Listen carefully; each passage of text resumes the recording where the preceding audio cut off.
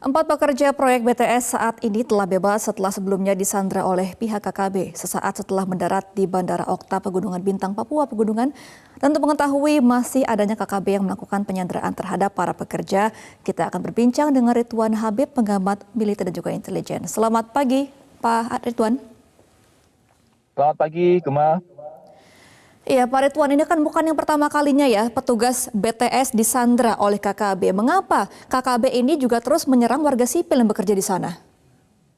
Ya, ini membuktikan bahwa memang pendekatan yang sudah sangat baik oleh pemerintah selama ini dengan pendekatan negosiasi, dengan pendekatan humanis, dengan pendekatan pembangunan, ya, memberikan kesejahteraan, ternyata bertepuk sebelah tangan. Ternyata dari kubu KKB masih saja melakukan tindakan-tindakan yang kriminal, ya, tindakan-tindakan yang tidak mematuhi norma-norma hukum yang ada. Karena itu saya kira memang perlu ada evaluasi apakah metode penegakan hukum dengan yang dilakukan sekarang ini, apakah memang pantas atau pas untuk menyelesaikan permasalahan KKB ini. Jangan-jangan kita perlu melakukan metodologi lain untuk menyelesaikan problem yang terus berulang ini. Tidak hanya sekarang ya, beberapa waktu yang lalu juga ada penyanderaan terhadap pegawai tower, bahkan ada penembakan terhadap pekerja Istaka Karya, pembunuhan terhadap BUMN yang sedang melakukan pembangunan jalan. Jadi saya kira pemerintah pusat Jakarta tentu saja bisa berkomunikasi dengan pemerintah Provinsi Papua maupun Papua Barat untuk merumuskan satu tindakan lain gitu ya, yang lebih, saya kira harus lebih tegas supaya hal-hal seperti ini tidak terulang kembali, Pak. Oke, kalau komunikasi persuasif, pendekatan terhadap tokoh dan masyarakat juga masih gagal begitu ya untuk mendekati KKB, strategi seperti apa yang harus dilakukan pemerintah agar dapat menekan KKB ini tidak berbuat seperti itu? Ya, saya kira karena mereka sudah mendeklarasikan sebagai gerakan separatisme ya. Mereka sudah mendeklarasikan sikap sebagai sebuah kelompok yang ingin keluar memerdekakan diri dari Indonesia.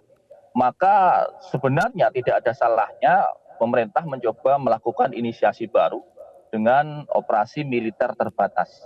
Operasi militer terbatas tentu saja tidak akan menyasar warga sipil, tapi justru menyelamatkan warga sipil dari kelompok-kelompok yang ingin mengatasnamakan mereka untuk kepentingan pribadi dan golongannya.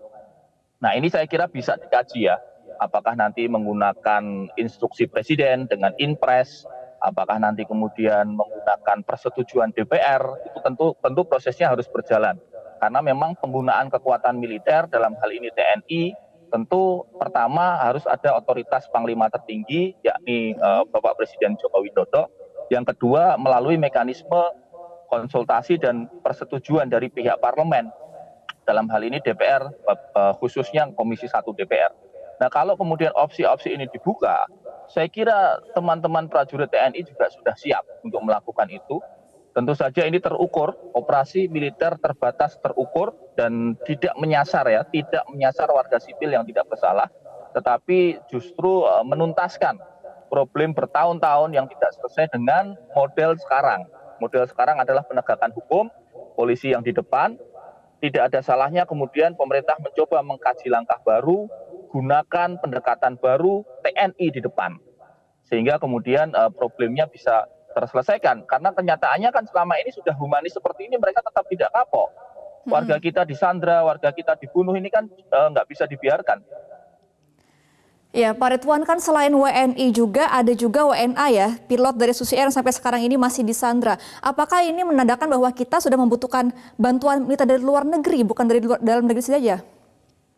Saya kira tidak ada itu opsi bantuan militer luar negeri ya. Adik-adik kita TNI, terutama teman-teman adik-adik dari Komando Pasukan Khusus, dari Koopsus, dari Denjaka, dari yang lainnya, Kopasgat, itu mempunyai kemampuan yang sangat hebat untuk melakukan operasi-operasi itu. Tinggal dari sini adalah keinginan atau goodwill dari pemerintah pusat menempatkan TNI di depan.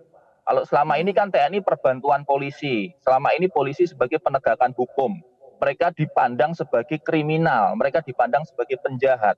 Pandang mereka sebagai gerakan separatis yang ingin memisahkan diri dari negara kesatuan Republik Indonesia lakukan operasi militer terbatas dengan persetujuan DPR sebagai satu-satunya lembaga yang kita yakini sebagai perwakilan rakyat. Nah, tentu saja ini bisa dilakukan dengan instruksi presiden atau keputusan presiden. Itu bisa dilakukan, Gemma. Oke, Pak Ridwan, ini kan juga KKB kerap kali menggunakan tameng perempuan dan juga anak-anak ya ketika ada penyerangan dari TNI. Nah, bagaimana caranya untuk melakukan persuasif kepada para anggota KKB ini agar tidak melukai siapapun ketika sedang melakukan negosiasi? Mereka tidak pernah mengindahkan hukum-hukum humaniter. Mereka tidak mengindahkan hukum-hukum konvensi-konvensi perang. Jadi mereka ini sembarangan saja. Ya kalau misalnya pilot sipil membawa bantuan ke satu wilayah, tentu kan tidak boleh disandra. Tapi nyatanya kan mereka melakukan penyanderaan terhadap pilot sipil berkebangsaan asing. Ini kan sudah melanggar juga dari sebagaimana konvensi-konvensi hukum tata adat militer yang ada, baik itu Wina, Konvensi Jenewa atau yang lainnya. Nah, jadi mereka ini tidak menggunakan hukum. Ya tentu saja kita sebagai bangsa yang beradab, negara kesatuan Republik Indonesia yang dilandasi dengan Undang-Undang 1945 dengan menekankan perdamaian, maka tentu saja wajib bagi kita untuk melakukan operasi militer terbatas dengan patuh pada hukum. Artinya semaksimal mungkin kita lakukan operasi tertutup itu, operasi militer itu dengan target KKB. Tidak menarget warga sipil, tidak menarget perempuan, tidak menarget orang yang tidak bersalah, tidak menarget anak-anak. Tapi targetkan. Saya kira teman-teman intelijen TNI sudah punya datanya. Di distrik mana, di daerah mana, koordinatnya juga sudah ada. Tinggal goodwill dari pemerintah pusat, Presiden mengatakan go, eksekusi, lakukan tindakan itu, maka berjalanlah operasi itu. Selama ini kan belum, sehingga yang di depan ini ragu-ragu nih adik-adik kan TNI ini kan berada di belakang polisi. Sementara kita tahu teman-teman dari kepolisian tentu saja penegakan hukum yang ada di depan. Gitu, Gemma. Oke, Pak Ridwan, sejauh ini kan memang yang dikirim ke Papua untuk pekerja sipil ini kan buat pembangunan ya, seperti pembangunan BTS dan pembangunan rumah sakit seperti itu. Nah, apakah untuk antisipasi agar KKB tidak menyerang warga sipil ini, pembangunan harus dihentikan sementara begitu? Kalau itu yang dilakukan berarti kita kalah dengan teror mereka. Itu yang mereka itu intinya, itu inti dari serangan mereka agar kita takut mengirimkan orang membangun jalan, kita takut mengirimkan orang membangun BTS Tower, kita takut mengirimkan guru-guru sekolah. Itu yang diinginkan mereka, sebaran ketakutan sehingga kemudian warga merasa pemerintah Indonesia ini tidak membantu mereka, lalu kemudian warga yang lain bergabung dengan mereka dan mereka memisahkan diri dari negara kesatuan Republik Indonesia. Nah, kita tidak boleh dan tidak sedikit pun tidak boleh takut dengan teror-teror mereka itu.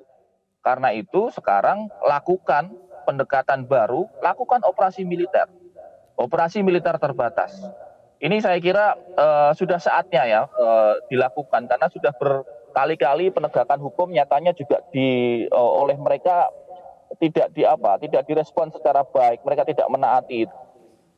Kita melakukan penggalangan terhadap tokoh-tokoh adat, nyatanya bahkan kemarin Ibu Susi Pujastuti menelpon salah satu tokoh adat. Nyata-nyata dalam pembicaraan telepon Bu Susi itu kelihatan bahwa si tokoh ini justru memihak kepada KKB.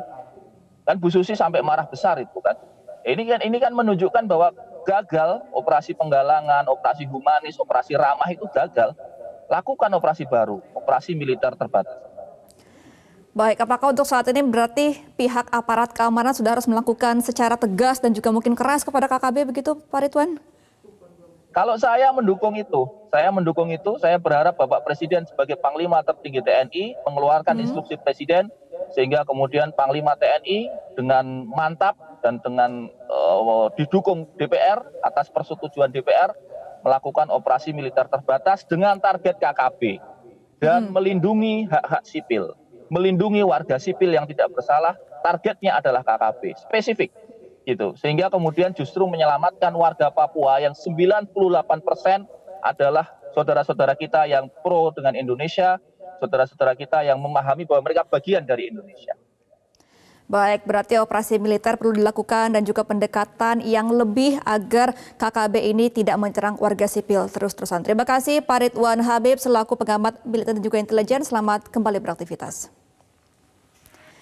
Pemirsa, selamat pagi Indonesia masih akan kembali dengan sejumlah informasi lain. Tetaplah bersama kami.